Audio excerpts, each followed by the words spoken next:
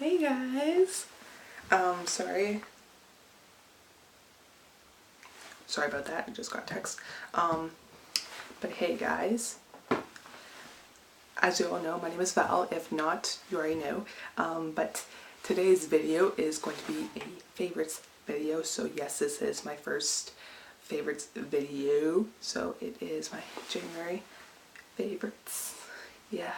I'm gonna have to get used to this soon, hopefully. And I know I said in my next video or this video would be a beauty related video, but technically it is, so please bear with me.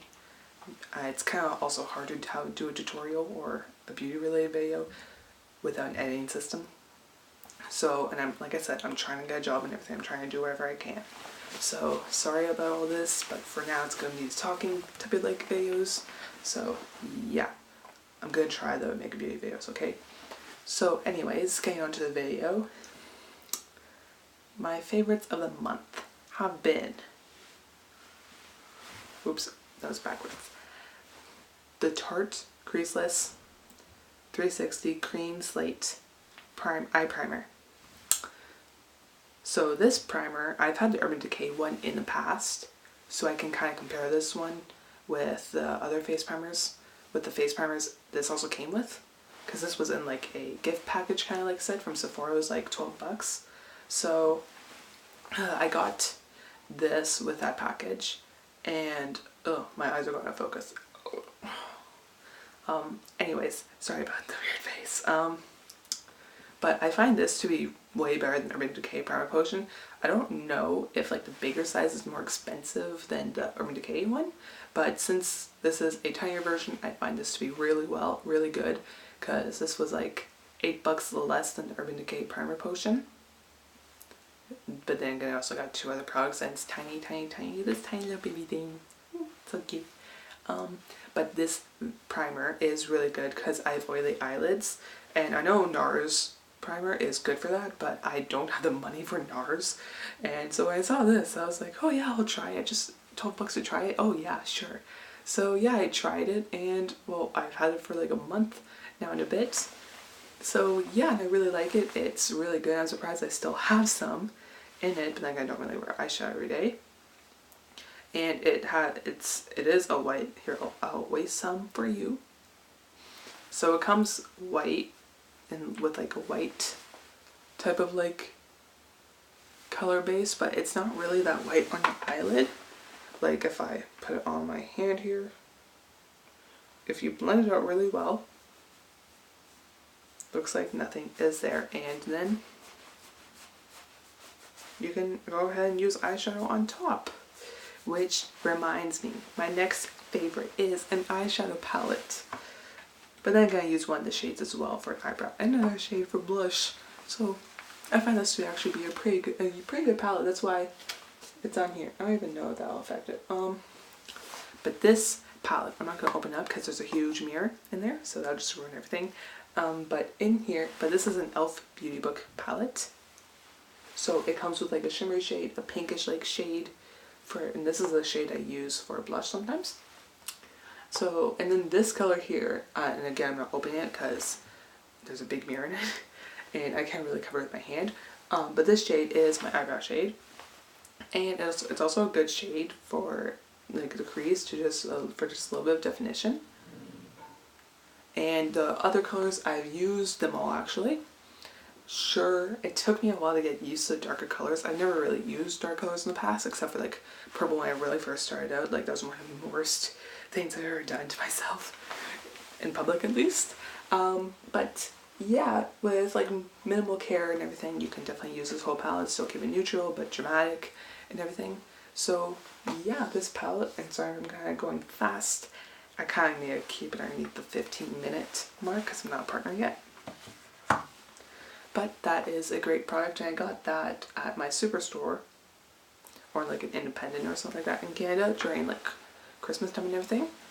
So yeah, because we don't even have e.l.f. in Canada, so. But my next favorite would have to be a mascara, and I got this baby up like 2 weeks ago, not even, and it is the Maybelline Illegal Lengths fiber extensions. It is a waterproof mascara, but I don't even consider it to be a waterproof because I can easily take it off with just water and soap. And with the bristles, it's more bunched at the front and everything, but then it like becomes more sparse, if I want to call it, at the end. But like the bristles become longer. So yeah, and I really like that because it makes your eyelashes appear longer and everything with the fiber extensions. And they actually do that because I have really short eyelashes, courtesy of my mom. But it really does make your lashes longer and everything, which I love. I have it on right now. I just didn't curl my lashes today, so you can't really see it because I have really straight eyelashes. So yeah, this is really good, and I really recommend it if you really want long lashes.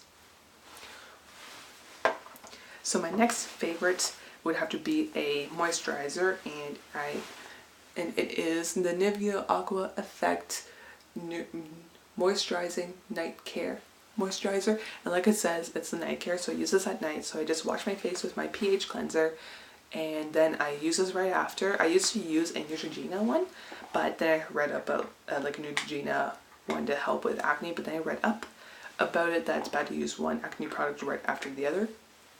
So I picked this one up about sometime this month or just before Christmas, and it has a really thick texture, but once you like blend it on your skin and everything, you have a white cast, but you're going to bed. It's like you're taking photos. So yeah, I'd say that's a really good moisturizer. My face works out to be really smooth, and yeah.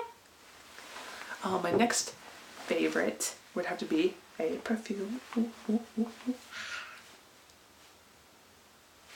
But it is the Dot perfume from Marc Jacobs, and I really like it a lot because it has a fruity watermelon-y scent. And I like to have like scents like this in wintertime because it just makes me more perkier and such, because it's more of a spring / like summer perfume.